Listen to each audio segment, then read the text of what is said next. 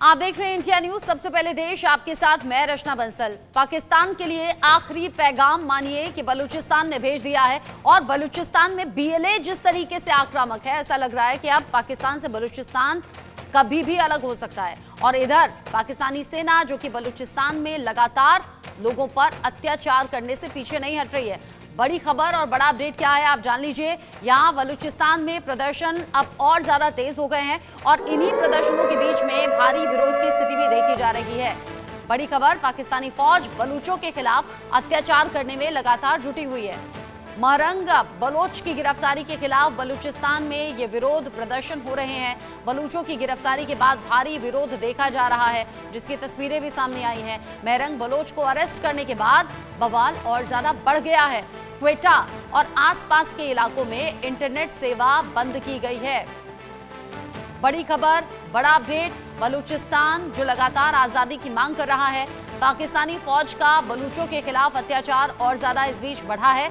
Mahrang Bloch जो कि बड़ा चेहरा है बलोच आंदोलन का, ऐसे में महरंग बलोच की गिरफ्तारी के बाद ये गहमा गहमी और ज्यादा बढ़ गई है और ऐसे में विरोध प्रदर्शन अब और ज्यादा उग्र हो गए हैं। सड़कों पर आ गए हैं लोग, आक्रोश में जलता हुआ दिख रहा है बलूचिस्तान। और क्या हालात अभी के हैं, वो ताज़ा तस्वीरें और ताज़ा अपडेट आपको बता देगी। यहाँ गुस्से में लोग नजर आ रहे हैं। पाकिस्तानी फौज के खिलाफ बलूचों का जो विरोध प्रदर्शन है वो अब और ज़्यादा तेज हो गया है। जो टकराव है, ये जो भीषण लड़ाई है, ये आमने सामने बीएलए और पाकिस्तानी फौज के बीच में नजर आ रही है। बलूच विद्रोहियों को कुचलने के लिए सेना का क्रूर जो प्लान है वो भी सामने आ रहा है और यहाँ एक के बाद एक लोगों पर अत्याचार की तस्वीरें भी सामने आई हैं। गिरफ्तारी के बाद में लोग अचानक से गायब कर दिए जा रहे हैं। ये वो बलूच हैं जो कि प्रदर्शन का हिस्सा रहते हैं, जबरन इन्हें गायब कर दिया जा रहा है। ऐसे में अब बलूचों की रिहाई की मांग को लेकर भी प्रदर्शन तेज हो गए हैं। बलूच लोगों के हक की आवाज का गला घोट रही है पाकिस्तानी सेना। सेना ने मारो और फेंक दो की रणनीति यहां पर अपना ली है। बलूचों ने अंतहीन संघर्ष के रास्ते पर चलने का विकल्प चुना है और वो संघर्ष अभी बहुत ज्यादा पीक पर दिख रहा है। बलूच महिलाओं के नेतृत्व में बलूच यकजहती समिति का गठन भी किया गया। दिसंबर 2023 से जनवरी 2024 के बीच महरंग बलोच का लॉन्ग मार्च भी देखने को मिला। बलूचिस्तान के इतिहास का सबसे बड़ा शांतिपूर्ण प्रदर्शन देखा गया, लेकिन 2025 में बीवाईसी ने बलूच नरसंहार स्मृति दिवस भी मनाया। और ऐसे में जब अलग अलग तरीके से आवाज उठ रही है, बलूचिस्तान में जिस तरीके से लोग सड़कों पर आए हैं, वो तस्वीर पाकिस्तानी सेना को पसंद नहीं आ रही है, पाकिस्तानी सरकार को पसंद नहीं आ रही है। और ऐसे में महरंग बलोच की गिरफ्तारी को लेकर अब अलग अलग तरह से रिएक्शंस लोगों के सामने आ रहे हैं, या फिर ये कहिए कि गुस्सा है जो अलग तरीके से सामने आ रहे हैं। बलूचिस्तान में 37 जिलों में विरोध प्रदर्शन की तस्वीरें सामने आ रही हैं। पूरे बलूचिस्तान में चक्का जाम है। ग्वादर, पंजगुर, तुर्बत, क्वेटा, इन सभी जगहों पर प्रदर्शन की तस्वीरें हैं। यहाँ कलात, बोलन, चागाई, यहाँ सड़कों पर प्रदर्शन के लिए लोग इकट्ठा हो गए हैं। डेरा बुक्ती में हालात लगभग आउट ऑफ कंट्रोल है। शहबाज ने कराची में किसी भी रैली पर रोक लगा दी है। रैली की इजाजत है नहीं। पाकिस्तानी सरकार ने विरोध को दबाने का आदेश दिया है। लोगों को जबरन उठा लिया जा रहा है। देखते ही देखते लोग गायब हो जा रहे हैं। और यहाँ जिस तरीके से प्रदर्शन जारी है, ऐसा लग रहा है कि ये पाकिस्तान सरकार के लिए आखिरी पैगाम बस बलूचिस्तान के लोगों ने दे दिया है, क्योंकि अब टकराव जैसे जैसे बढ़ रहा है, वैसे वैसे बलूचिस्तान की आज़ादी की मांग भी तेजी से उठने लगी है। और माना यह जा रहा है कि हो सकता है आने वाले वक्त में कुछ बड़े कदम या फिर कोई बड़े एक्शन भी देखने को मिले। एक्शन तो अभी भी दिख रहे हैं पाकिस्तानी सरकार और फौज की तरफ से, और यहाँ बीएलए और पाकिस्तानी फौज का टकराव भी पिछले कुछ दिन में बढ़ा है। लेकिन महरंग बलोच की गिरफ्तारी के बाद प्रदर्शन हो गया उग्र और लोग सड़कों पर आकर अब अपनी आज़ादी की मांग पुरजोर तरीके से उठा रहे हैं।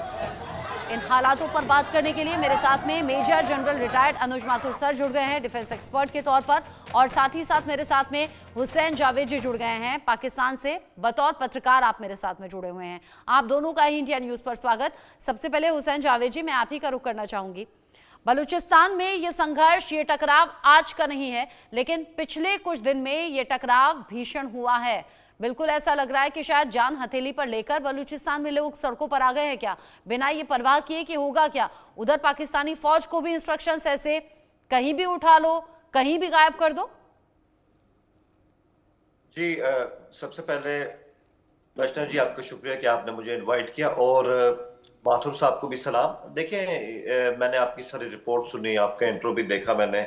और जो हालात हैं वो आपके बिल में, वो हमारे बिल में, इस पे हम चर्चा करते भी आए हैं। तो मैं इसमें यही कहूंगा कि सबसे पहले इस बात को भी समझ लिया जाए कि वहां पर जो भी एहतजाज हुआ, जो भी इन्होंने रैलियां निकाली, मारंग की जो कमेटी है, और खुद भी उन्होंने, तो उनको हमेशा इस बात की इजाजत दी गई है। लेकिन ये जो आखिरी वाक्य हुआ था जहां पे उनको अरेस्ट किया गया, थोड़ा सा हमें इस पे सोचना ये भी चाहिए कि उनको अरेस्ट करने के पीछे कारण भी थे, और वो क्या थे। जब आप एक सिविल अस्पताल के ऊपर अटैक करते हैं, मॉब को लेके आ जाते हैं, उसके मुर्दा खाने के अंदर जाके लाशें उठा लेते हैं, तो ये क्या है कि आप इसको दहशतगर्दी नहीं कहेंगे कि आप एक सरकारी जगह के अंदर जाके आपने इस तरह का काम किया। फिर इनके खिलाफ बकायदा केस हुआ, इंसाइटमेंट टू वायलेंस, के पहले आपने मॉब को भड़का दिया, वो आपके कहने पे अस्पताल में गए और वहां जाके उन्होंने लाशें उठा ली और अपने साथ ले गए। इस बुनियाद के ऊपर इनके खिलाफ बकायदा केस हुआ है, जो हमारा पीपीसी और एटीसी के तहत हुआ है, इसीलिए वो आज जेल के अंदर है। और तो ये इसके पीछे रीजंस भी हैं। और आपने खुद कहा, इससे पहले उन्होंने पिछले साल या उससे पिछले साल इस्लामाबाद की तरफ लॉन्ग मार्च भी किया था, किसी ने उनको अरेस्ट नहीं किया, क्योंकि वो जो भी था, उनके जो भी उनके कारण थे उस टाइम, वो बिल्कुल एक सियासी हवाले से सामने थी। लेकिन जब आप लोगों को इस तरह से इंसाइट करते रहेंगे तो फिर ऑब्वियसली जो इदारे हैं, जो स्टेट है, वो भी हरकत में आएगी। और बाकी आपने कहा कि मतलब बहुत ज्यादा स्ट्राइक्स हो रही है सूबे के मुख्तलिफ इजला के अंदर। तो मैं आपको बताऊं, वही 6-7 इजला हैं जो जहां पहले से जो हालात है वो अच्छे नहीं है। वहां पे स्ट्राइक को आप कह सकते हैं कि एक हद तक वहां पे आपको स्ट्राइक का रंग जो है वो दिखाई दे रहा है। लेकिन अगर आप सारे सूबे की बात करें तो ये सारे सूबे पे इनकी स्ट्राइक आप ऐसा लागू कहते हैं हो मुट्ठी भर नहीं लोग सकती। हैं, आप कहते हैं 6-7 लोग हैं, आप कहते हैं 10-12 लोग हैं, लेकिन तस्वीरें कुछ और कहती हैं। तस्वीरों में बच्चियां भी दिख रही हैं, तस्वीरों में महिलाएं भी दिख रही हैं, तस्वीरों में बड़ी संख्या में लोग सड़कों पर आए हुए अपनी आज़ादी की मांग करते हुए, अपने अधिकारों की मांग करते हुए नजर आते हैं। अनुज माथुर सर, जो हालात अभी बने हुए हैं बलूचिस्तान में, और ये सवाल इसलिए भी लोग कर रहे हैं क्योंकि पाकिस्तान पहले भी टूट चुका है। क्या बलूचिस्तान अलग होने वाला है? क्या ये अभी पीक पर हैं चीजें उस तरफ? जय हिंद रचना। बिल्कुल, मैं आपको एक बात बताना चाहता हूं। इससे पहले कि मैं आपके प्रश्न का उत्तर दूं, मैं आपको एक बात बताता हूं कि बलूचिस्तान में एक कहावत है, और मुझे लगता है वो बच्चा बच्चा उस कहावत को बोलता है। हुसैन साहब इस बात से इत्तेफाक करेंगे। और वो ये कहते हैं कि 10,000 साल से बलूच, 1400 साल से मुसलमान, और 75 साल से पाकिस्तान। जो बलूच का जो मेंटल जो सेटअप है, वो इस बात को मानता है कि जो बलूच आइडेंटिटी है, वो बलूच आइडेंटिटी पाकिस्तान की आइडेंटिटी से कहीं ज्यादा बड़ी और कहीं अलग है। अब इसका अगर इतिहास हमको सबको पता है रचना, 4-5 बार मैं आपके चैनल पे बता चुका हूं, अगर इसको रिपीट करने की जरूरत है। ये जो बलूचिस्तान है, ये बलूचिस्तान को पाकिस्तान का हिस्सा एक धोखे से बनाया गया था। ये बात